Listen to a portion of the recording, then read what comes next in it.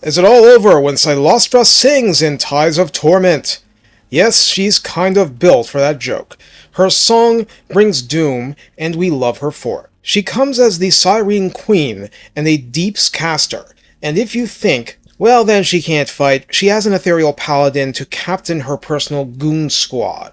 She summons some knights to instantly take care of Coast's lack of legit cavalry, and later on, she rides a Lobster of Doom. So there.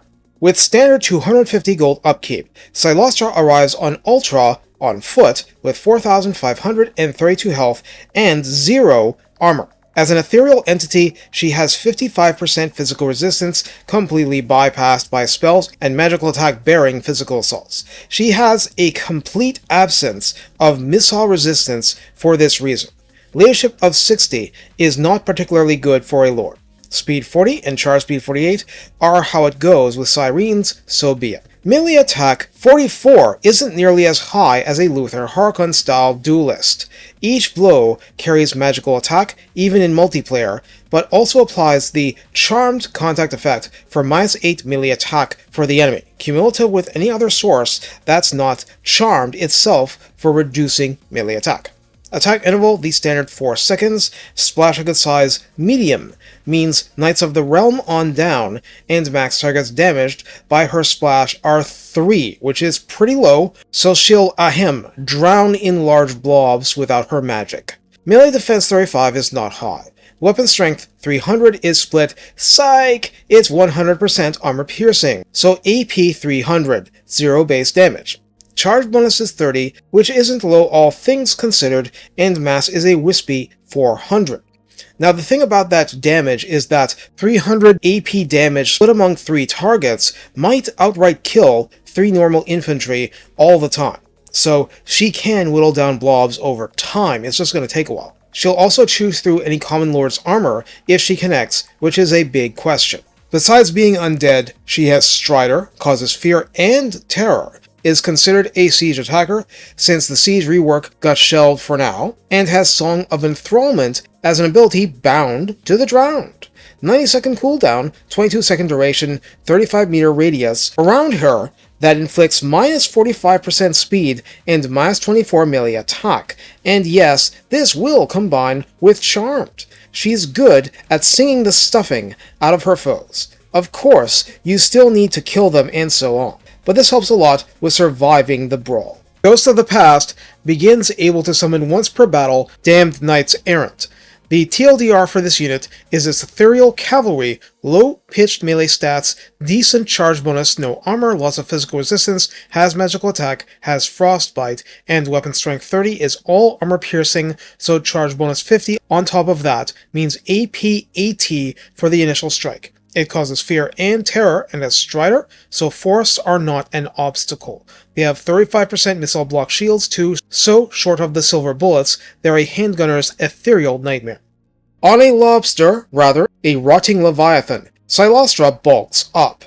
For 575 upkeep, she gets 9,862 health, and these stats may sound familiar. Armor 150, apparently in current patch she has 10% physical resistance like this.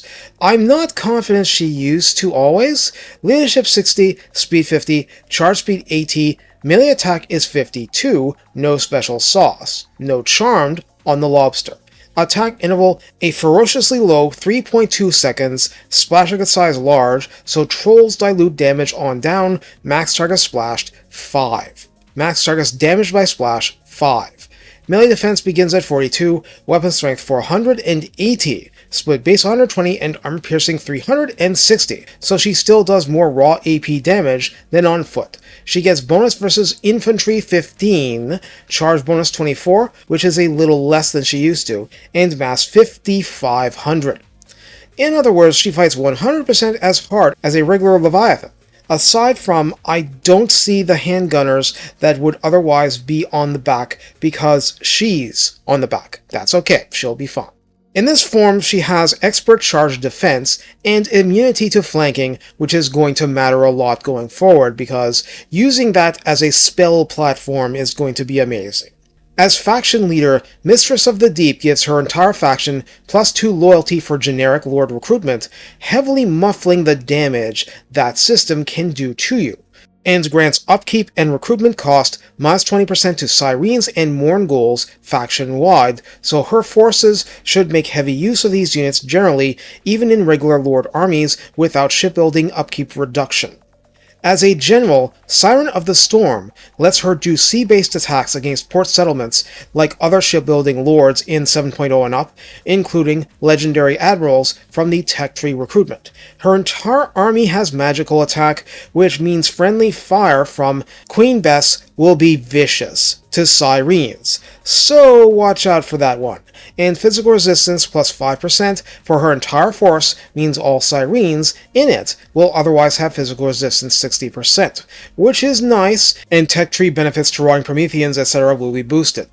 For skills, the blue and red lines are exactly what we saw with Luther Harkon, not that anything's wrong about that. Avast Ye and All Hands Fway, adding leadership and a +25% weapon strength in a radius, help all her melee troops and make her hit decidedly harder. This is where my Lore of the Deep overview would have been if I didn't cut it out and make a whole separate video about it, so I'm going to link to that, but TLDR, Cylostra without spells is sad Cylostra, and we don't want that because she's going to sing about it and kill us all. So, no. Cylostra gets an entirely normal Lore of the Deep magic line complete with evasion for a totally non-trivial +10% speed, as well as +5 melee defense, and Arcane Conduit. But it's only Arcane Conduit. We'll get back to that. At rank 5, Cylostra can get Lucky Charm. I was never into the cereal. For missile resistance +15%. Up from the 0 she had prior to that. Tenacity at rank 10 is 1 pip for +8% health, and that's a big deal on the big mount. Cylostra begins with the first pip in her personal line number 1, even at rank 1, for Ghosts of the Past, a single summons of Damned Knights Errant. When she can upgrade this to Slaughter of the Deep, this upgrades to 2 summons, 120-second cooldown, suddenly becoming relevant, and the Knights Errant get increased melee stats. Watery Graves fattens the number of entities. What you get from the capstone in 2 flavors is changing this to Knights of the Realm or Questing Knights. For non-Bretonnian players, and I'll be honest, I'm not at this time, the bottom line is that the Knights of the Realm have much less impressive pure melee stats, a mild anti-large bonus, and really nice charge bonus. Questing Knights are much better at the actual brawl, but charge bonus on top of their increased stats means they're going to hit pretty hard in a charge anyway. I wouldn't call either bad. Pick your poison, basically. Cylostra's actual personal line starts at rank 12 with From the Depths, giving recruit rank +1 and raise dead -10% generally. There's no other limitations, and this stacks with whatever benefits you got in the blue line, which are significant and shouldn't be ignored. Conjuration through Hate gives capacity +1 to Mournguls Haunters and +2 recruit rank for the same. It doesn't feel like much, but you have sources of increasing recruit rank in the tech tree and such. Harkon did similar for Vampire Captains. Fiery Diva gives her -20% cooldown when she overcasts spells, and you need 2 fewer winds of magic to cast them, making her a natural powerhouse overcast spellcaster. But her regular Arcane Conduit means that she'll benefit from fleet captains helping with that also. Emerging Terror gives her -90% upkeep for bloated corpses, so if you can make use of them, she can lug them around basically for free. Well, maybe as a late game strat when she's otherwise a 1 diva army. Also, +10% physical resistance for the bloated corpses, but also for her faves, Syreens and Mournguls, the units. That's for her army specifically. Finally, Siren of the Storm, the capstone skill, gives her miscast chance -15% and wins reserve capacity +10, which cements her place as a very strong overcast flinging spellcaster. But remember, her wins don't recharge at crazy levels. We'll get back to that. The Bordello Flabellum can be challenged in terms of the battle at rank 7, but just keep in mind there's a lot of Bretonnian stuff involved. Be prepared for Pegasus Knights. Benefits are Control +2 for all provinces, Corruption +5 for her current location, Magic Item Drop Chance a mighty +40%, and in the new item system, this is amazing. Miscast Chance -15% again.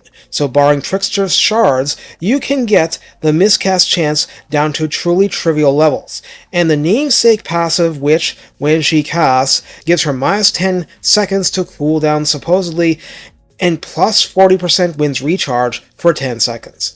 In other words, it lets her fake a second Arcane Conduit for 10 seconds every time she casts any spell. Obviously you want this. So how do we use Cylostra Durafan?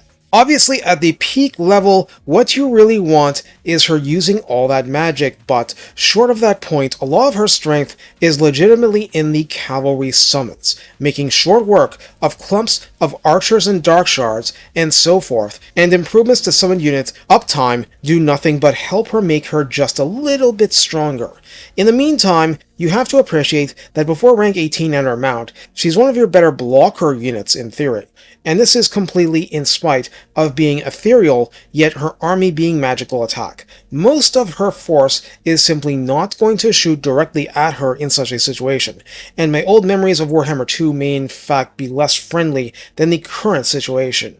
Combined with her unique Damned Paladin hero to goon for her, and that includes jousting large monsters, she has the tools she needs to succeed. Leaning into Syreens and Mournguls is not a bad thing, but those are faction bonuses, so she can put Queen Bess in an army without it being quite as good at obliterating her own girls. Your call, or you could just try and be careful. Don't discount the value of the free penetration of physical resistance, it's really good against something like Norska. Bottom line, there's basically no way to play her wrongly, it's just that keeping her alive, so to speak, so she can cast more magic is a big deal. Please remember for your sanity that ship expansion while over water is how you raise Wind's reserves by a fat chunk. It'll help. Once you get your sea legs under you and decent amounts of shipbuilding prepared, well, she's the ideal lord to get used to abusing bloated corpses with, yes, but the bottom line is that her mount is quite powerful. She becomes a melee powerhouse in spite of being this powerful a spellcaster, and she does one diva army stuff nicely. She also starts within spitting distance of the Sword of Cain, but also within distance of some of the most powerful rogue navy's sea routes. Judge accordingly. By mid to end game, you should be crushing so much stuff with magic, it'll be funny and entertaining. The rest is just getting you there. Take care and have fun making the world dance to your tune.